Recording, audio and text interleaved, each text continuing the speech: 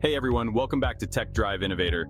Today, we're talking about Tesla's latest feature, Actually Smart Summon, or ASS for short. Yes, they went there. This upgrade is something Tesla drivers have been waiting for, and it's packed with new functions to make your driving experience more convenient. Let's dive in.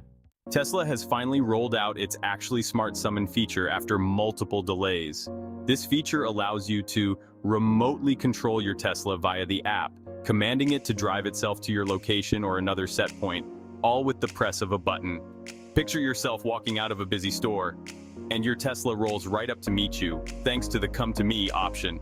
For years, Tesla's Summon feature has been anticipated, but it's now better than ever with this smart upgrade. ASS comes alongside the more basic dumb summon feature, which only moves the car forward and backward in tight spaces. Tesla emphasizes that while it's convenient, drivers need to stay vigilant, especially in parking lots or driveways.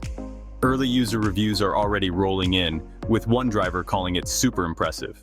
So, what do you think about Tesla's cheeky new feature? Do you see yourself using Actually Smart Summon regularly, or do you think it's overhyped? Let me know your thoughts in the comments below.